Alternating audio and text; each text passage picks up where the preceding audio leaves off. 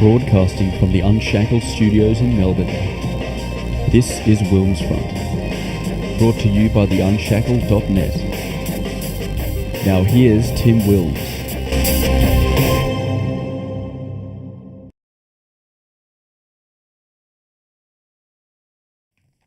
Hello everybody and welcome to this week's WilmsFront Snapshot news show, coming to you the day after Australia's deadliest terrorist attack at Bondi Beach last night at 6:45 p.m. and Australia's worst mass shooting since the Port Arthur massacre in 1996. We are live on the WilmsFront YouTube and Rumble channel. It is 9 p.m. here in Melbourne, Victoria. My camera should be a lot brighter here. I probably need to position my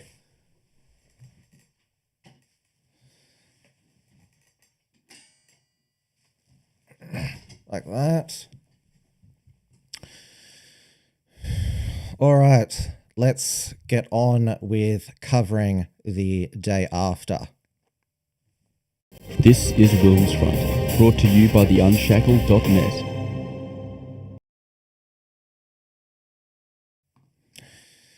Please, everyone, let me know that you can hear and see me clearly in the chat. So, the Bondi Hanukkah massacre it'll be one of those moments in Australian history of where were you? Now, I had just been down to the local Red Rooster to get dinner because I won some free chips in the app and I didn't feel like cooking. I turned on Sky News after dark like I do most evenings for Danica and James, except it wasn't Danica and James. Well, Danica DiGiorgio was there with Caroline Marcus, one of Sky News' two Jewish reporters. And on the line was Sherry Markson responding to reports of shots being fired at Bondi Beach. Now, it'd been a very hot day in Sydney, so there was a lot of people at the beach, and it was the first night of Hanukkah. Bondi in the eastern suburbs of Sydney, very Jewish area. There was a public Hanukkah ceremony that was taking place. Now, when you hear of a shots shooting at Bondi Beach, I know that my mind went to the least worst scenario where you just hope that it's a targeted underworld gangland shooting in Sydney, because the rival gangs in Sydney have been assassinating each other in public for the past 5 years.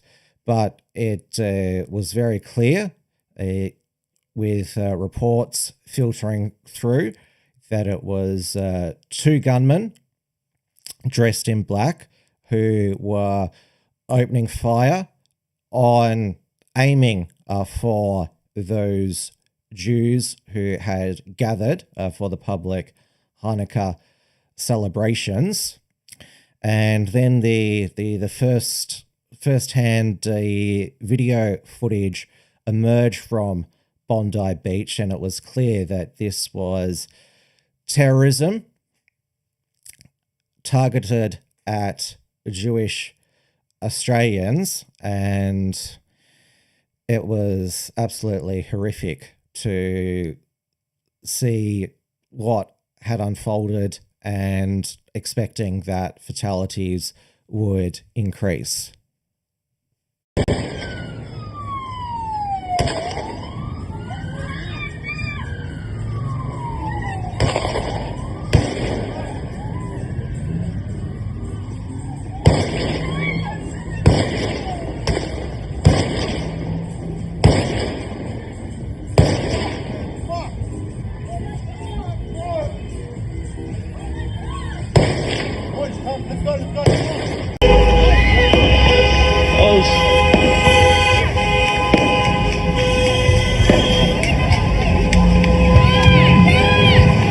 Oh shit.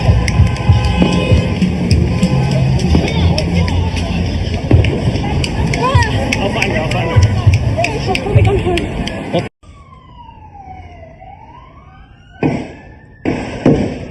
Oh!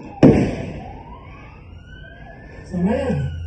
Oh mon gros. Oh, ouais, mais il y a son pote, il va se faire tirer dessus. Il est trop con le mec qui alarme.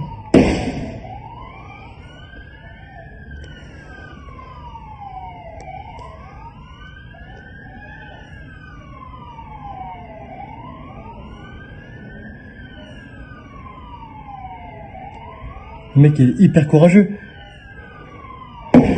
Oh.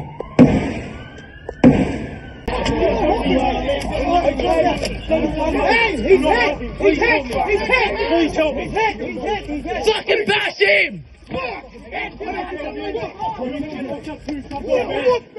of there, get out! I'm trying, brother. I'm trying.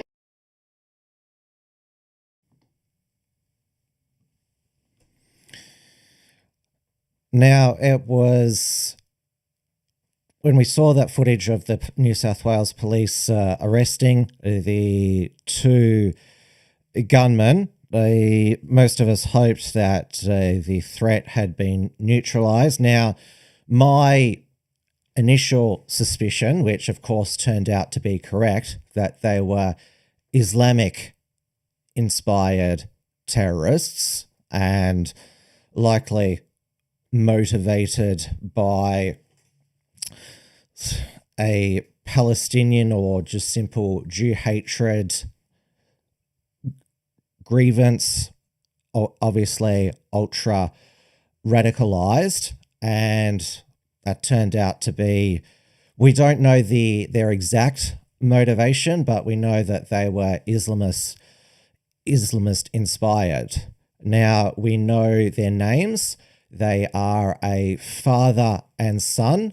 So Naveed Akram, 24, he is currently in a coma in hospital under police guard. Anthony Albanese confirmed this in an interview with Sarah Ferguson on the ABC tonight. His father, Sajid Akram, age 50, he migrated to Australia from Pakistan, even though Tony Burker, who cut short his holiday from New Zealand, probably travelled back at the taxpayer expense, said he migrated to Australia on a student visa from 1998 and then jumped to a partner visa in 2001. We might assume that this is Naveed's mother and has been on a resident return visa ever since. And despite him being not an Australian citizen, he, for 10 years, was able to legally have 6 Category A and B firearms because he was a member of a shooting club. Now, the hero, crazy brave hero that you saw tackling one of the gunmen, and we don't know which one it was. It was Ahmed Al Ahmed, who is a 43-year-old immigrant from Syria. He migrated to Australia over a decade ago, and during when the Syrian civil war began.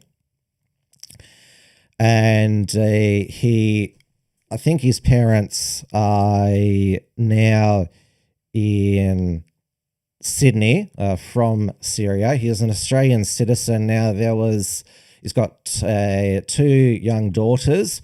So it was initially reported that he was a fruiterer, but it's actually a tobacco shop. And obviously, we've heard the usual suspects and the far left say that we've got to worry about the backlash against Muslims, even though it has been Jews who've been murdered were the main target, and say, look, he was stopped by a Muslim. There was earlier reports that Ahmed was a Maronite Christian. That's not correct. He is a Muslim. And obviously, the fact that he's risking his own life to wrestle the gun, and then seizing the gun, he's also at risk of being shot by the New South Wales police because they might think that he's one of the gunmen. And now we've had, Anthony Albanese give 3 press conferences and counting so far. So we had one from Chris Minns and the new New South Wales Police Commissioner, Mel Lanyon, who really annoyed me in his remarks, saying, I'm not prepared to give out that information. Why do you call press conferences and then not either confirm or deny reports that are already in the media online? Because misinformation can spread. So you either confirm or deny. The worst thing you can do is let it fester, like what happened in the aftermath of the Bondi Junction stabbing, which was early in 2024, and so Joel Couchy, the schizophrenic misogynist, was the perpetrator, though there was a fake name circulating the night before. This is why it's important for authorities to actually confirm information. It's not really, I think, responsible of authorities to say, I know stuff, but I'm not going to tell you. Then why the hell did you call the press conference? This is also what pissed me off about our Victoria Police Commissioner Mike Bush in the aftermath of Desi Freeman allegedly shooting dead 2 Victoria police officers. Again, why call press conferences and not answer questions? Now, I initially thought, I'd like to hear you in the comments, I thought that these firearms were likely obtained through illicit means, given that there'd be a lot of illicit firearms in going through Sydney's gangs and underworld, but they were legally obtained firearms that the father, who's now deceased, Sajid Akram, acquired because he was a member of a pistol club. So this is what Anthony Albanese and Chris Minns believe is the safest and most agreed upon response from the general public, because ordinary Australians' reaction would be mass shootings. They happen over in the United States where they have a gun culture, easy access to guns. They don't happen here since our world-leading gun reforms in 1996 after Port Arthur. That has just been shattered. It was interesting that 24 hours before the Bondi Massacre, John Howard, of course, Prime Minister at the time, banned semi-automatic firearms, had the national firearms agreements with the states, initiated the gun buyback, said that Australia's gun laws should be tightened if they need to be. And 24 hours later, we have this horrific terrorist act, which has been carried out using legally obtained firearms. So this is obviously what Albanese and particularly the Labor Premier's Chris Minns would like to be their primary means of response. Why was he granted a firearm licence? I can't answer that question. Do we have that information on hand, Commissioner? Because he met the eligibility criteria for a firearms licence. So the firearms licence was to be for a recreational hunting licence. There are two types of hunting licence: the ability to hunt on a property or also as part of a hunting club, so a gun club. He was a member of a gun club and was entitled, by nature of the Firearms Act, to have a firearms licence issued. Sorry, just one at a time, please. Which gun club was that? Pardon? Do we know which gun club? I don't have those details with me at the moment. So what category of gun licence, what category of gun licence did he hold? I understand the different categories allow you to register different types of firearms. He had a Category AB licence, which entitled him to have the long arms that he had as registered firearms. Commissioner, does the New South Wales Firearms Registry talk to federal authorities? Like, would they have known what ASIO knew about his son? Depending on the nature of it, and as I said this morning, that's very much under investigation at the moment. We want to understand whether the person was, and certainly by criteria, he was eligible to hold a firearms licence. We do take into account all intelligence that's available, so yes, we certainly do that. The father has held a firearms licence since 2015. We are very much working through the background of both persons. At this stage, we know very little about them.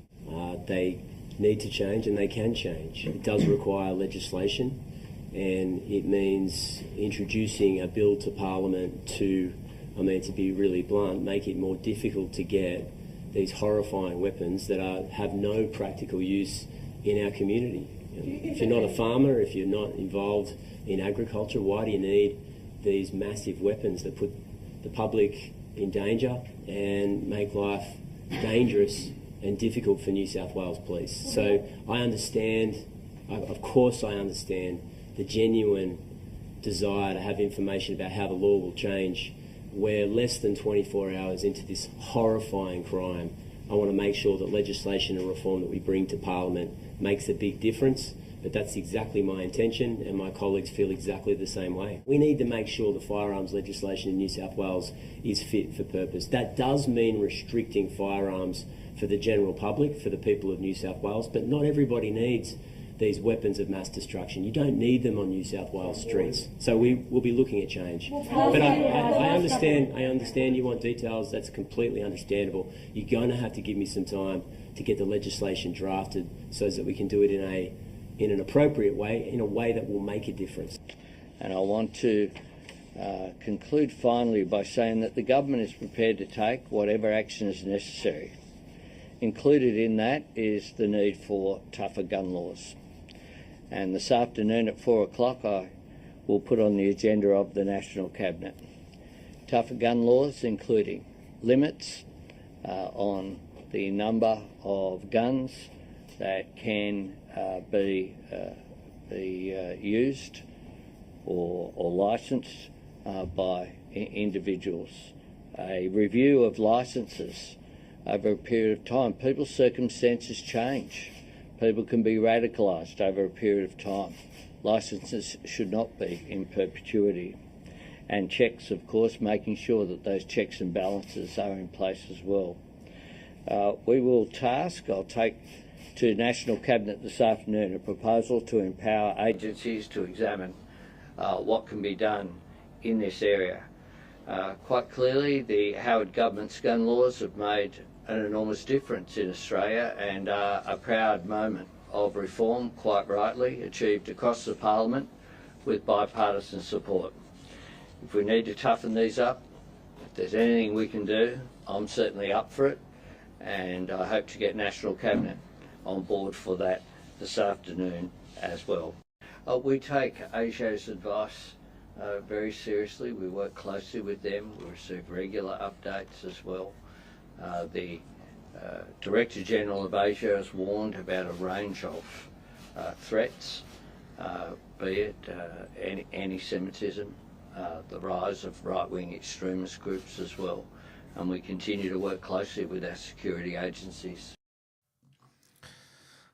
So you heard Anthony Albanese there mention right-wing extremism, but not the ideology, inspiration of the perpetrators, which is Islamism.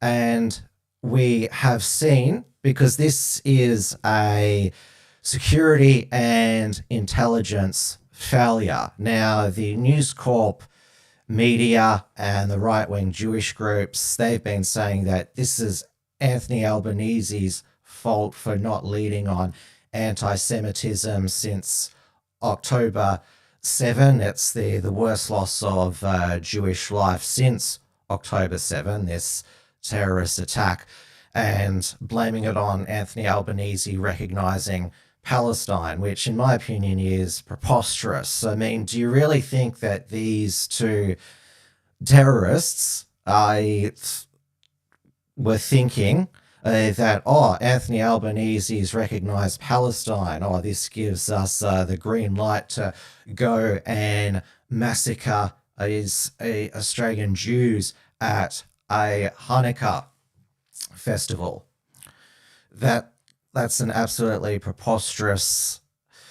And adopting Gillian Siegel, the anti-Semitism envoy, her recommendations would an anti-Semitism public awareness campaign broadcast on television, social media, even though under 16s who can't view that anymore, and having all school children visit Holocaust museums, if that had all been implemented in the over 2 years since October 7, that would mean that this terrorist attack wouldn't happen.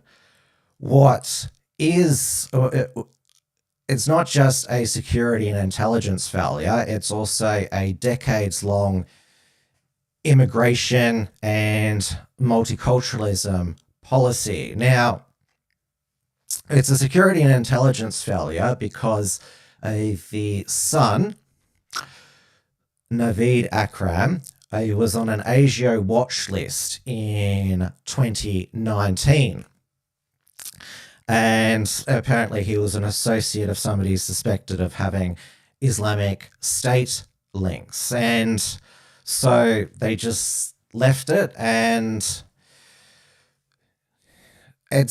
people on terror watch lists, they look if they have access to guns, and of course they'd have the records to know that his father has firearms. Again, not an Australian citizen allowed to have 6 guns. Now,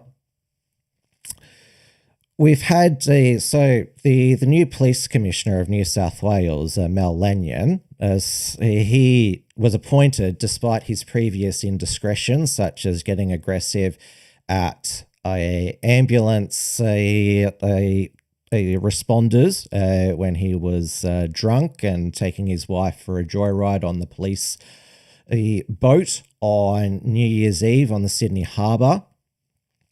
It seems to me he's been fixated on responding to the National Socialist Network White Australia protest outside of New South Wales Parliament House with the sign "Abolish the Jewish Lobby." And so we've had, of course, Chris Minns promise more laws against neo-Nazi slogans and chants. Of course, his government already previously passed anti-hate crime laws, as did the federal government earlier this year before the election. Of course, murder and terrorism are already illegal.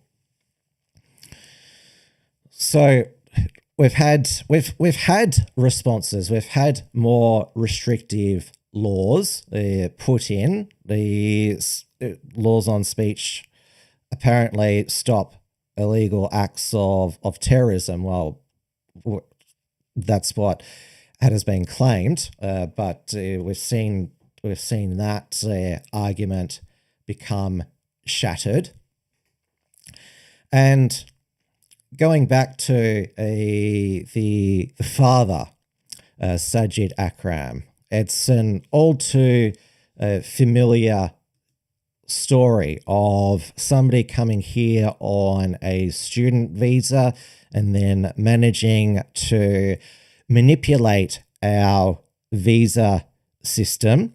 This was happening 30 years ago, and it's still happening today. This is why we have currently 100,000 illegal visa overstayers in Australia, because they manipulate the system by applying for other visas, claiming refugee status. We've just today is actually the 11th anniversary of the Lint Cafe siege.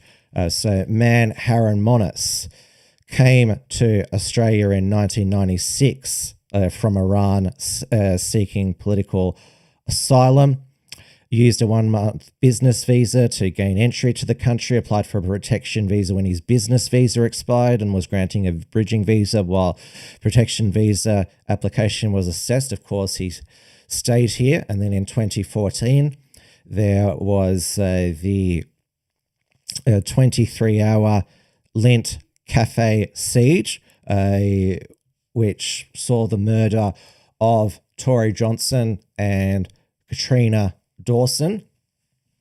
And you will recall this was when Islamic State was on its rampage through Iraq and Syria. We had another high-profile ISIS-inspired terrorist attack, was the shooting death of police accountant Curtis Chang. And the local reaction, of course, was the Reclaim Australia rallies in early 2015. You also recall under Lint Cafe siege, even though a ISIS-inspired terrorist had murdered 2 Australians. Again, the concern was about the backlash against Muslims. Remember the "I'll ride with you" hashtag. Now, obviously, a lot of people know that Reclaim Australia then became the United Patriots Front, campaigning against the construction of a mosque in Bendigo, which has recently broken ground. 10 years later, in 2025, we have had, the March for Australia against mass migration. The protests come before this Islamist-inspired terrorist attack, which, going to the March for Australia paraphernalia, maybe they were a bit misguided for singling out Indian mass migration, given that we haven't had a Hindu or Sikh a terrorist attack in Australia. All that there's been is that mini riot in the Melbourne CBD in 2023. Now, October 7 didn't automatically mean that there was more Islamist radicalized threat. There had always been these hate preachers in Western Sydney. Remember the teenager who stabbed Bishop Mamar Emanuel in the eye. The reason he attacked the bishop was he said something against Muhammad. It had nothing to do with the war in Gaza. And though what this massacre does shatter is that we reassured ourselves that there wasn't this Islamist threat in Western Sydney, given that the major acts of anti-Semitic vandalism and arson had either been coordinated by that criminal who had fled the country on drug charges and was trying to negotiate bail conditions by claiming he had intelligence on these anti-Semitic attacks, which he was orchestrating to try and get his bail conditions changed so he could go to Australia and get bail. And then there was the Melbourne synagogue attack and the attack on a kosher restaurant. the intelligence linked that back to Iran. So we did reassure ourselves that these attacks were actually done by foreign, orchestrated overseas, hiring organised and low-level criminals, that it wasn't organic from Western Sydney. Well, that's been shattered now. And we don't want to become, say, like Germany, where they have to shut down Christmas markets because of Islamist car attacks. Obviously, this was a terrorist attack at a Hanukkah event. They are targeting Jews. And we don't want to become like France, where you see priests and teachers regularly beheaded for offending Islam. So this is it will change Australia, and it's shattered that we thought we weren't as bad as the UK and France and Germany and other Western European countries that have been overrun by Islamists from migration from the Middle East and North Africa. So the fact that there was this massive security and intelligence failures, that's who I'd be directing my rage at. I mean, sure, Mike Burgess, the ASIO Director General, speaks well, but he's got a lot to answer for.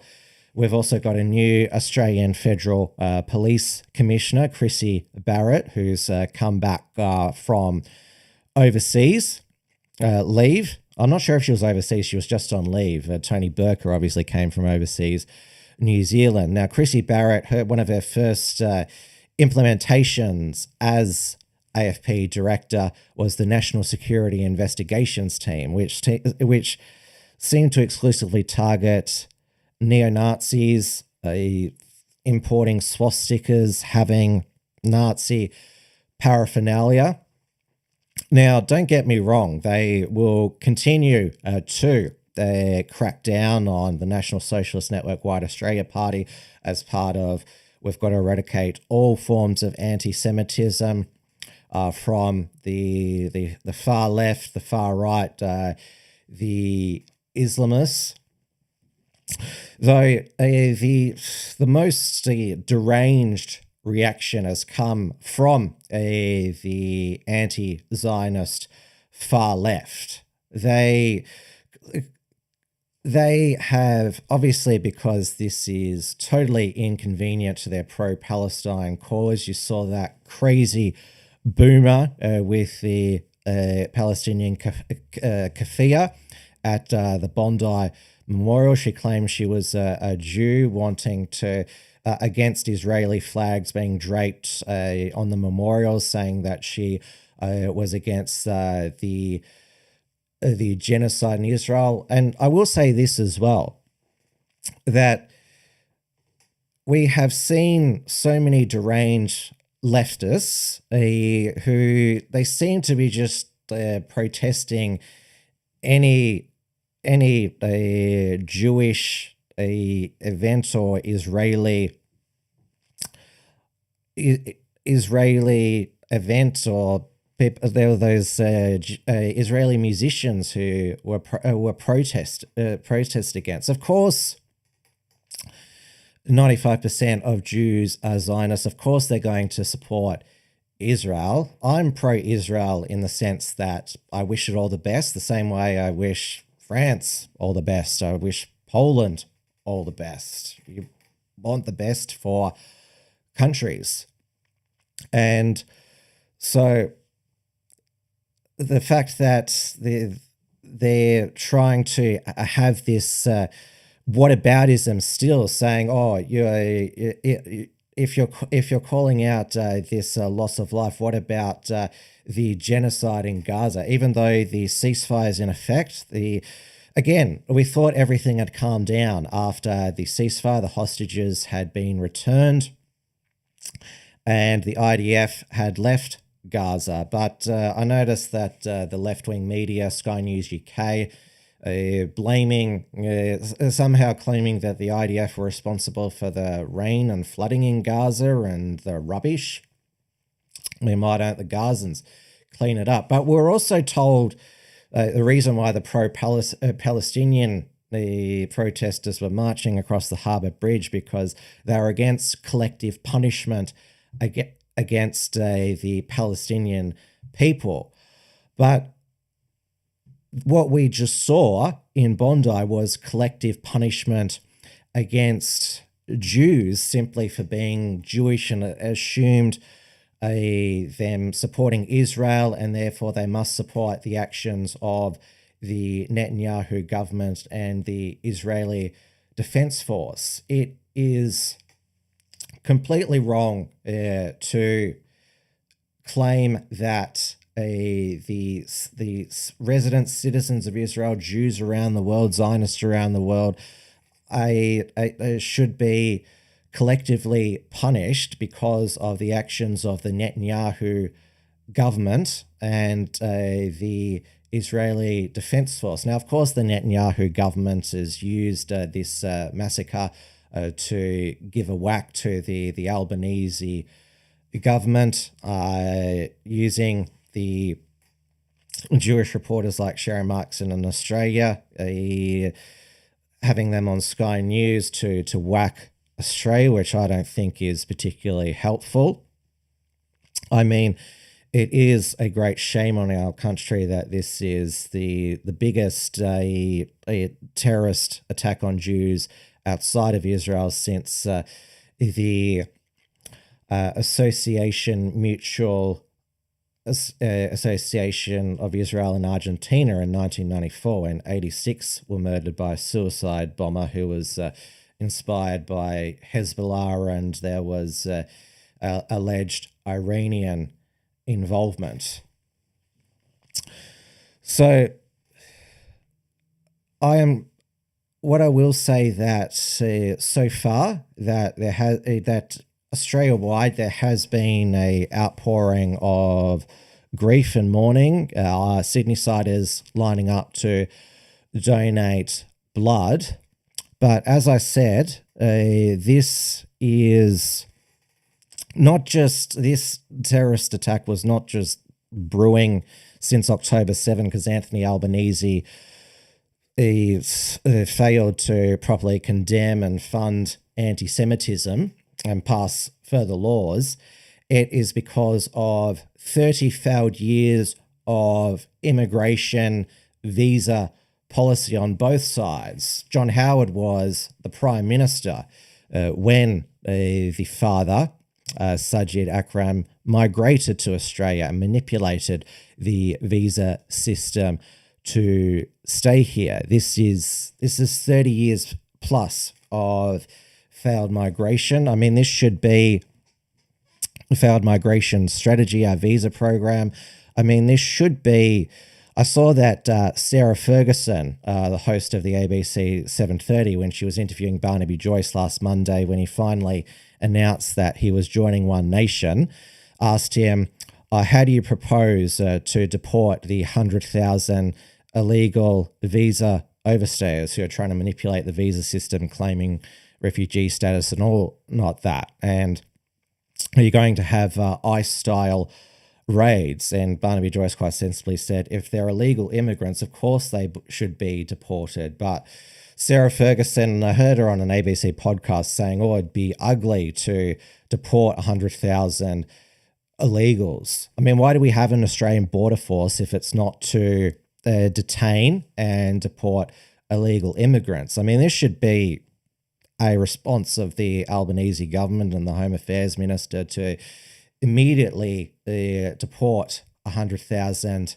illegal people here in Australia, but they won't do it. Now, Susan Lee, the opposition leader, her response has been left wanting. All this talk from her and Shadow Foreign Affairs, the spokeswoman Michaela Cash, who's back from her broken leg, that we should recall Parliament to pass laws. What laws?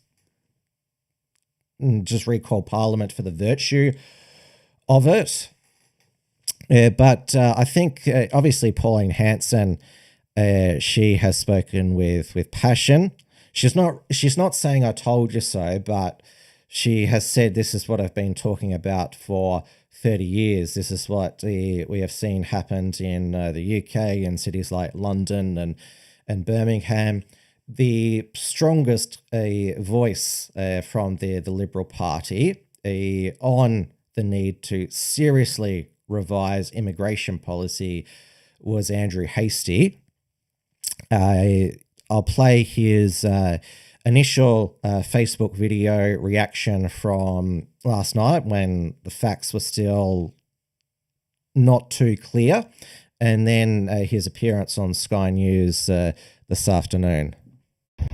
I'm angry, and I know you are too. I was going to write something down, but I just thought it was better to speak to you direct. What we saw at Bondi Beach today was cold-blooded murder. We don't know why it happened, but we'll know soon. And when we know more, I'll have plenty to say, don't you worry about that. And I'm pretty sure that we can guess at what's motivated this. But for now, my heart breaks for the families and the friends of those who were killed or wounded. And it's particularly hard to have seen this at the beach where we gather for restoration and renewal, particularly during Christmas and Hanukkah. This is not the Australia that we know and love, and something's got to change.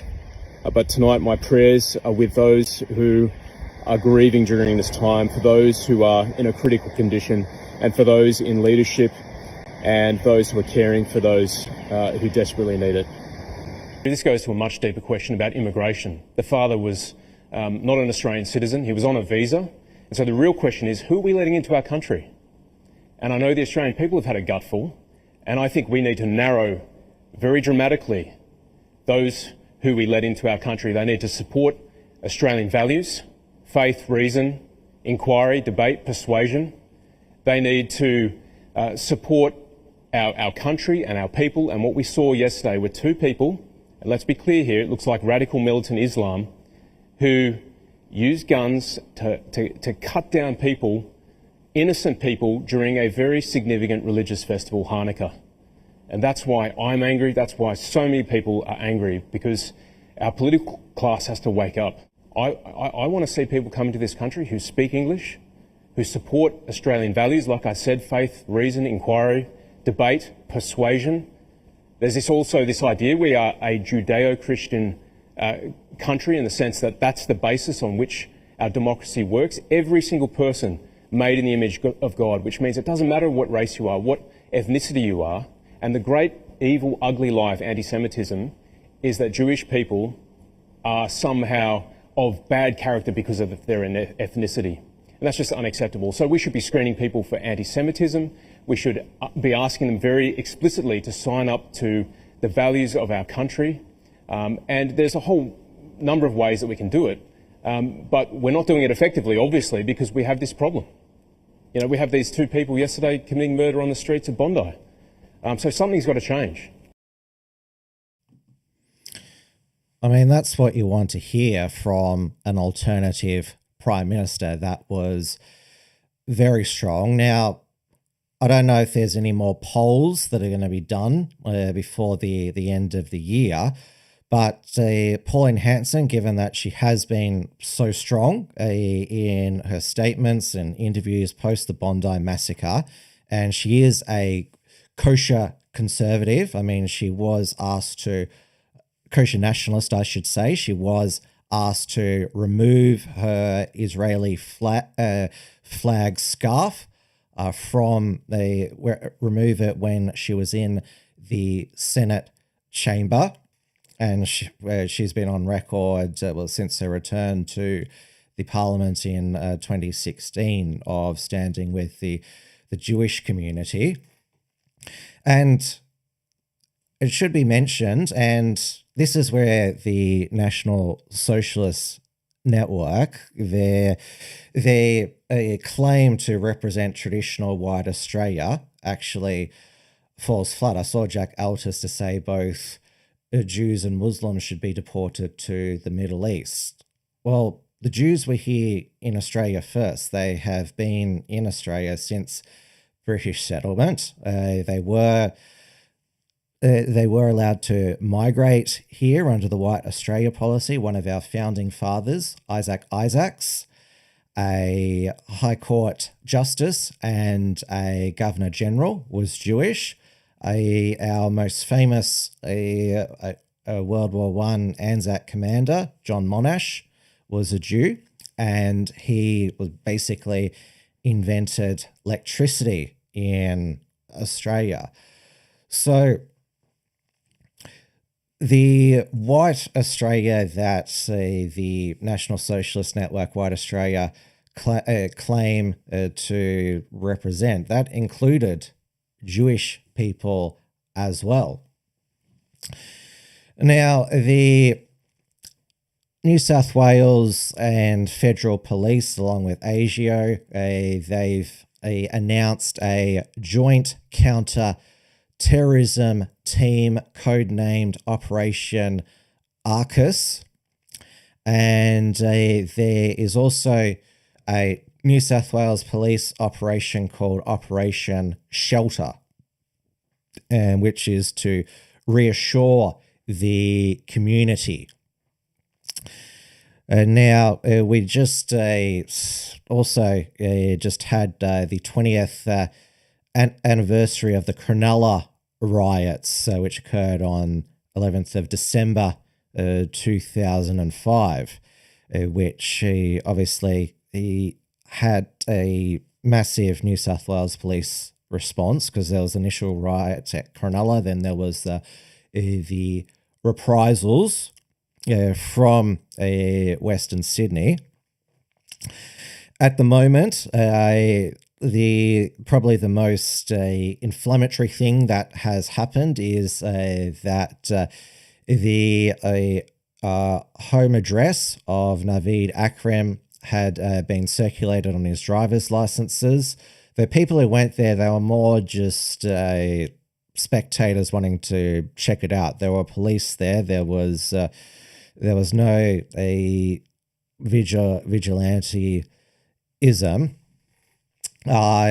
So far, there hasn't been any Southport style public anger like there was after Axel Rudakabana murdered those 3 schoolgirls in Southport in England. Obviously, tensions in the UK are much more intense because of the fact that they have illegal boat people where they don't know where they're from, if they have a criminal background, like at least, well, the ones that apply for visas, they're supposed to have a background check, though. We have had Tony Burka accept 3,000 Palestinian refugees, and Mike Burgess, the ASIO Director General, said if they have just rhetorical support for Hamas, then that wouldn't make them ineligible. We had Tony Burka also tell Save the Children charity that he had no issue with them bringing back the ISIS brides from Syria.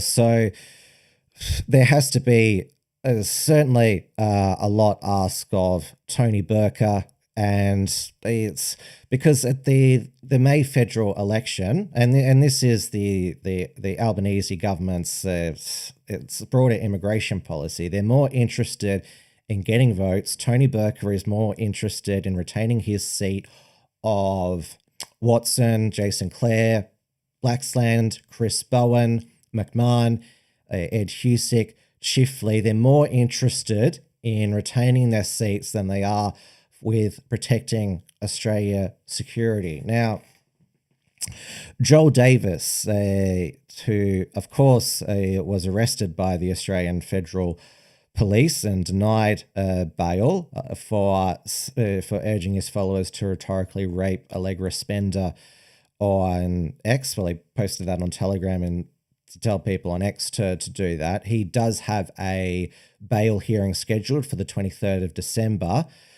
I suspect that the feds will use the Bondi Massacre to deny him bail, claiming he'll be a threat to social cohesion and he'll engage in more anti-Semitism.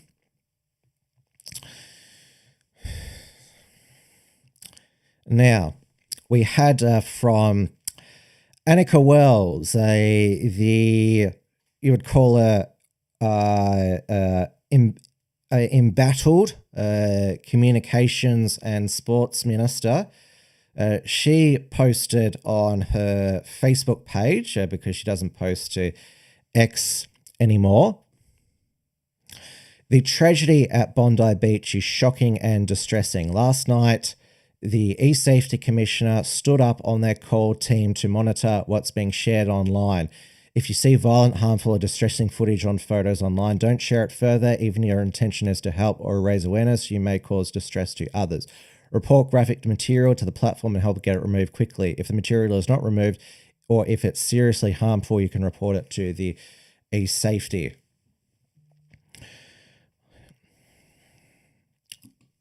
I don't know if Karen will try to take down this stream, since I shared some of the raw footage that had been circulating online, even though it's been rebroadcast by the mainstream media, which means under 16s can see it. I noticed somebody called out Annika Wells in the comments, and she said, oh, well, you can report them to ACMA as well, but why didn't she do a post calling out the mainstream media? Because, well, there's the political media industrial complex.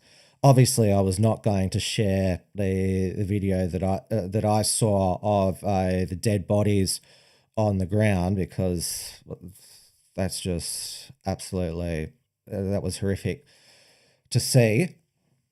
I should also mention that Sky News' rolling coverage last night. They were interviewing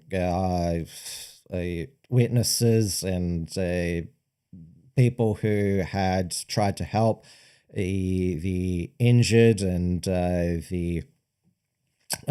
those who were critical. They were interviewed with blood on their clothes, blood on their hands. I mean, that's pretty graphic to broadcast. But this again, Karen, she started. This all started when she tried to remove the live stream stabbing of Bishop Mari Emanuel. Is it to reduce harm, or is it to basically try and erase the feelings, emotions, the rage, the upset?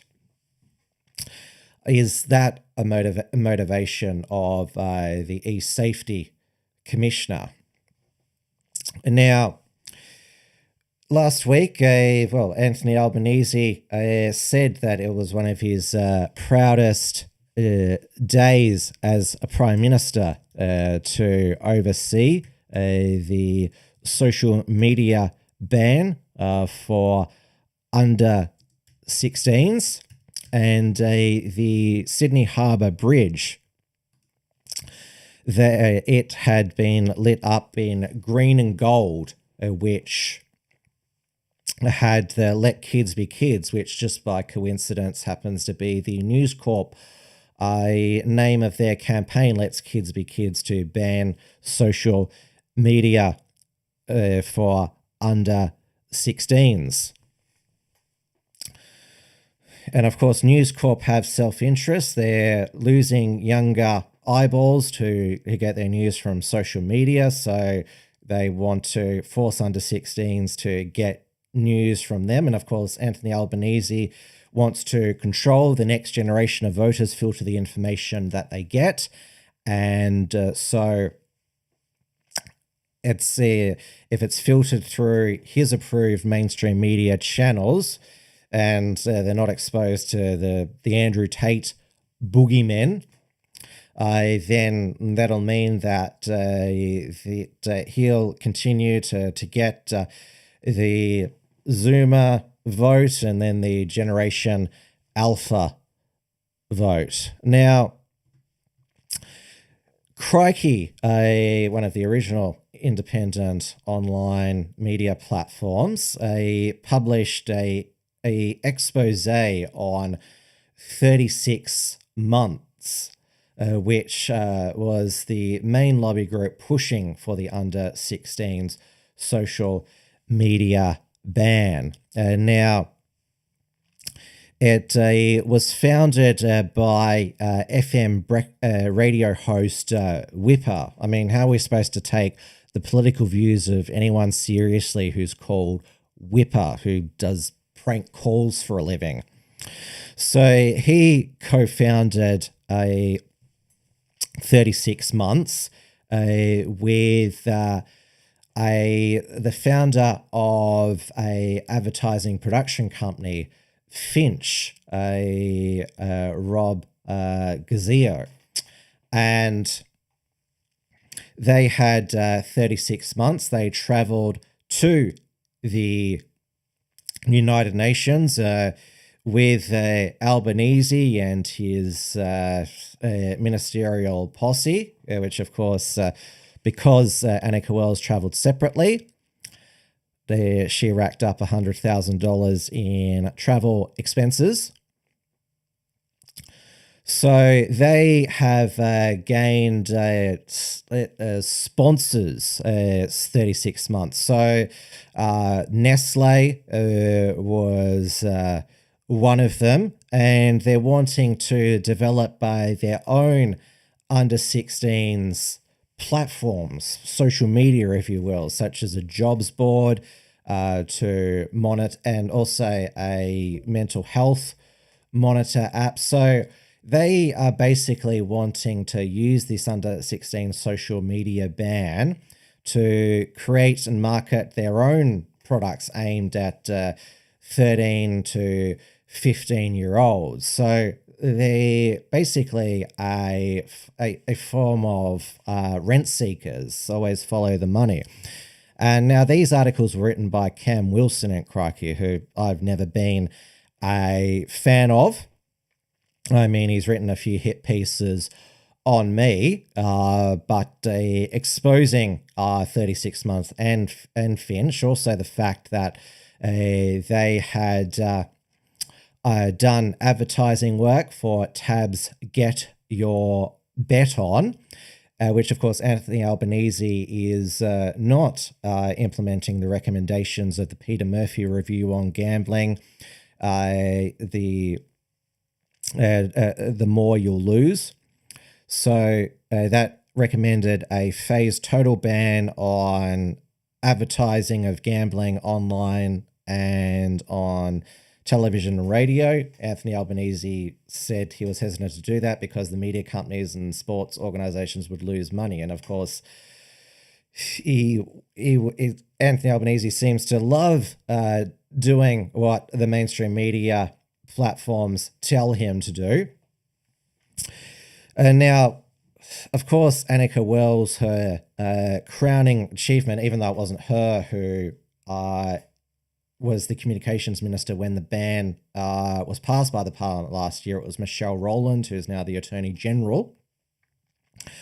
So Annika Wells, it wasn't just, of course, I started to cover it last week, $100,000 flights and accommodation to New York as sports minister, her three, the family reunion, trips and tickets to the grand final, Australian Open, making the Comcar wait for 7 hours, the family reunion to Thredbo, but it's also expanded to the Attorney General, former Communications Minister, Michelle Rowland, who's had to pay back business class flights to Perth from a family reunion entitlement. We just should say rort. Sarah Hanson-Young has used the family reunion entitlement to fly with her lobbyist husband Ben Oquist to Canberra 78 times, and then because some journalists claimed it was sexist to criticize a young mum like Annika Wells for the family reunions. What about Don Farrell, the trade minister, used family reunion even though he's 71, his children are all grown up.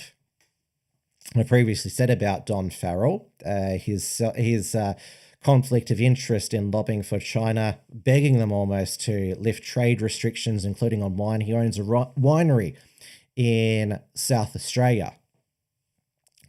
And so this will, of course, it's Graham Richardson, the now deceased Labor power broker, said it's only a rot if you're not in on it. And both sides, the Unit Party, have got their snouts in the trough. The current Independent Parliamentary Expenses Authority was set up when Susan Ley had to resign as health minister for her just rush of the moment Gold Coast apartment purchase. So she offered to work with Anthony Albanese to reform travel entitlements and said that Annika Wells should suffer the same consequences she did, resign. Anthony Albanese claims it's an independent body, even though he can change the rules like he did expanded ministerial travel during the election campaign. That's just a bullshit excuse. Nothing's independent. Governments can change bodies and their remit just through legislation. So Anthony Albanese, well, he was hoping that he would ride out the travel expenses scandal, though he certainly wished that the travel expenses scandal had disappeared, not because of a massacre of Jews at Bondi Beach. And now to other news. On Sunday, Jacinta Allen opened up the Westgate Tollway Tunnel. Only $5 billion over budget, only 3 years late, and you'll be slugged $36 for using both the Westgate Toll Tunnel and CityLink in the same day. But at least it's open like 24 hours a day, unlike the Metro Tunnel, which just has this soft launch opening during summer. So 10 to 3 p.m. during the weekdays, 10 to 7 Sunday, and until the big switch next year.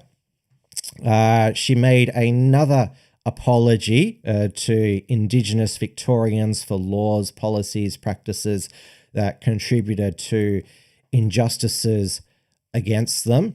And she's also already awarded $100 million in settlement packages to two Indigenous groups after the treaty legislation was passed, even though 55% of Victorians voted against the voice to Parliament, as did a majority of South Australians. But Peter Malinauskas, the Premier of South Australia, he's going to win the South Australian state election due in March next year in a landslide. So he just can do what he wants, even though he hasn't solved ambulance ramping. Because he's charismatic, good looking, has the gift of a gab. He is the last poll before Vincent Tarzia, Nick Cave lookalike, resigned was 61-39 two-party preferred. And also Peter Malinauskas, he is the most hyperbolic when it comes to defending the social media ban. Obviously, John Ruddock's a digital freedom project is launching a High Court challenge. So is Reddit, because they are included in the ban. And they claim that they're a platform. They are not a publisher, so they should be exempt. Of course, there have been some eyebrow-raising exemptions. It's to the social media bans such as Discord, Roblox, Steam, Steam Chat, which is gaming, Lego Play, WhatsApp, Messenger, Pinterest. And even though there is going to be this search engine code by the 27th of December, it will, under 18s, will not be blocked from accessing Pornhub.com directly. Sure, they won't be able to view pornographic search results on Google, but the age verification on Pornhub, at least in Australia, is you just click, are you over 18? Yes. There's no, unlike what X and other social media companies are now asking for some people whose identities are not verified. If you haven't got the blue tick, you either upload digital ID, facial recognition, or a bank statement. I reckon X is actually doing this just to sort of make people enraged, because this is sort of how Elon Musk launched all these legal cases against the e-safety commissioner, by overzealousing and pissing people off and leading to backlash against the e-safety commissioner. Now, there was a whole bunch of overseas news that I was going to cover. Obviously, there have been over in the United States. Donald Trump has escalated his bombing, or you'd call it a bombing campaign against Venezuelan boats, which he accuses of running drugs. Now he's seized an oil tanker, which he says are under sanctions. Now, my perspective on it, Trump says that he was a non-intervention, not wanting to start any new foreign wars, ending wars, yet a lot of people are accusing him of trying to force regime change in Venezuela. Previously, he threatened military action in Nigeria to protect Christians. That's starting a war. And also in Sudan as well, because of that country's civil war. Over in the UK, there has been the rape of a 15-year-old British girl by two Afghan illegals, which is, I mean, although there's going to be Keir Starmer has ceded to demands for a grooming gangs inquiry. It's somebody who he's appointed who is on his side, so we don't know how proper and thorough this is going to be.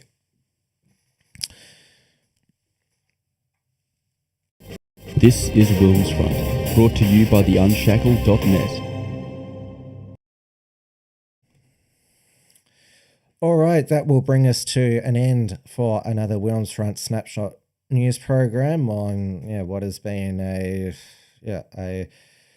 really just gut-wrenching last 2 days. Well, we're in the second day since the Bondi Islamist terrorist massacre took place. As most Australians, I think there's probably a lot who it's still hard to process, because those sorts of things, they think those sorts of things don't happen in Australia. It happens overseas. What I will add, I also heard on Sky News tonight how some Jews are wanting to get out of Australia and move to Israel. It was the Netanyahu government which oversaw one of the country's biggest security intelligence failures on October 7 led to Hamas slaughtering 1,200 Jews you are by comparison safer in Australia. And if you're a Jewish Australian, this is your home. You should stay and fight for it. As I mentioned, Jews have been here since settlement. I mean, I want to save Australia, protect Australia. Don't want people here who want to harm, attack Australians. Don't follow our values and our rule of law and our way, our cultural norms. I don't want them here. I don't want any more of them here. And if we don't have a recalibration of our immigration policy, if the Liberal National Opposition don't have a proper immigration policy, then we'll never have it after this massacre. So please stay safe, everyone. Please try and have a normal lead up to Christmas. I think there will be, even here in Melbourne, a greater security presence. I was in Melbourne on Friday night to see some of the Christmas lights, and it was heaving in Melbourne. Lots of people in the city, which is great. You sort of hope with the passing of the adult crime, violent crime, that does have some impact on the youth crime crisis, but we shall see. But obviously for Jewish Australians, it will be quite a very somber and sad Hanukkah. Not, as the saying goes, Happy Hanukkah. I will continue right up until Christmas, so I will be with you for the final WilmsFront Snapshot news program before Christmas, and then I'll have another one wrapping up 2025 and looking to 2026. Hopefully there is no further violence or terrorism, but certainly, as I've outlined tonight on Snapshot WilmsFront, is that it's our immigration policy that needs to change. 30 years of failure, this is what it's culminated at. Good night, everybody. Please, as I said, stay safe out there, and I will see you next week.